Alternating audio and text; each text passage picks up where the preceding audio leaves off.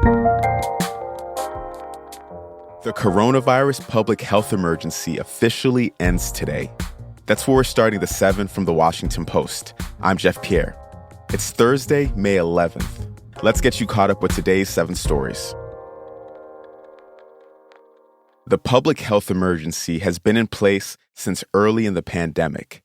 It gave the government flexibility to adjust rules quickly in response to the crisis. Now that it's ending, many of those pandemic-era policies are going away. The biggest immediate change involves coronavirus testing. Insurers won't be required to provide free at-home coronavirus tests anymore.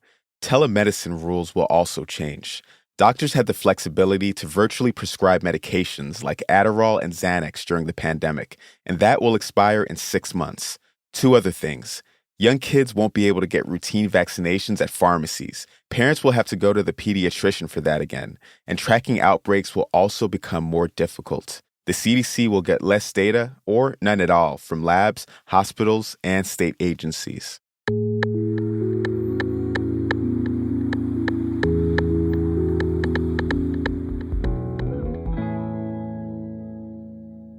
Number 2, a pandemic-era border policy is expiring today too. The Title 42 policy is also tied to the public health emergency. It let the U.S. turn asylum seekers away instead of allowing them to stay in the U.S. while waiting for a court date. Yesterday, Alejandro Mayorkas, the U.S. Secretary for Homeland Security, spoke about what this means for the border. We are making it very clear that our border is not open, that crossing irregularly is against the law, and that those who are not eligible for relief will be quickly returned. The Biden administration is sending more troops to the border.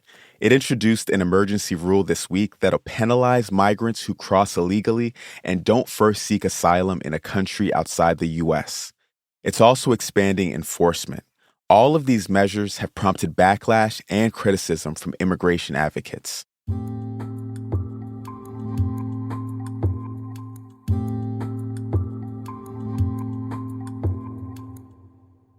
Number 3, Representative George Santos was charged with 13 counts of financial crimes. The New York Republican is accused of misleading his donors, using their money for his personal benefit, wrongfully claiming unemployment benefits, and other crimes. He pleaded not guilty yesterday and said he will not resign from Congress. He spoke to reporters outside the courthouse. I'm going to fight my battle. I'm going to deliver. I'm going to fight the witch hunt. I'm going to take care of clearing my name, and I look forward to doing that. Santos could face up to 20 years in prison if convicted of wire fraud, which is the most serious charge he's facing.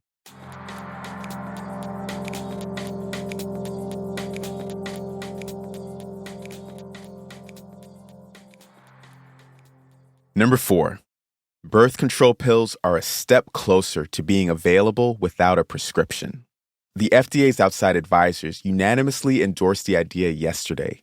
The agency is considering one specific pill. It's a progestin-based drug called Opil. A final decision is expected in the fall or summer.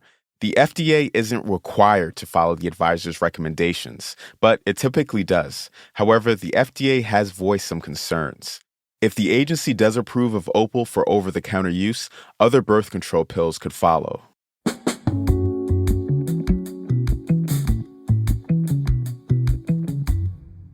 Number 5, a key Colorado River reservoir is rising by more than a foot a day. A large snowpack is melting into Lake Powell in Utah and Arizona. This is happening just weeks after its surface sank to an all-time low. The reservoir is expected to get 70 feet deeper by the fall. It's offering some relief after a historic drought in the Southwest, but it's not a permanent fix. States will still have to drastically cut their use of water from the Colorado River.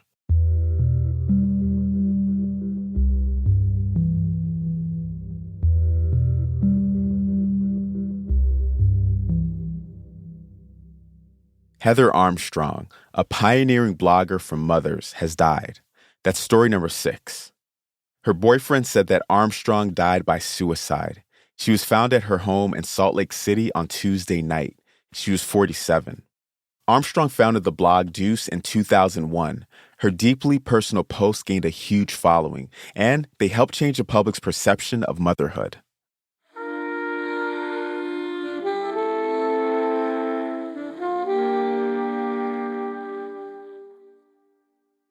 And at number 7, scientists unveiled a more detailed version of our genetic code yesterday. It's called the pangenome.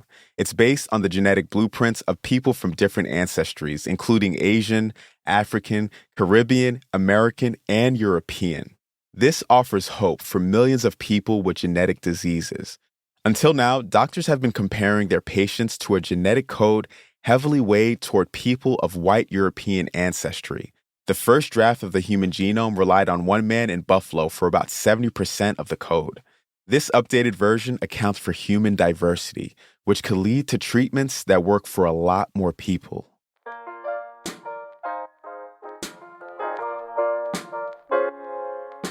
You're all caught up for today.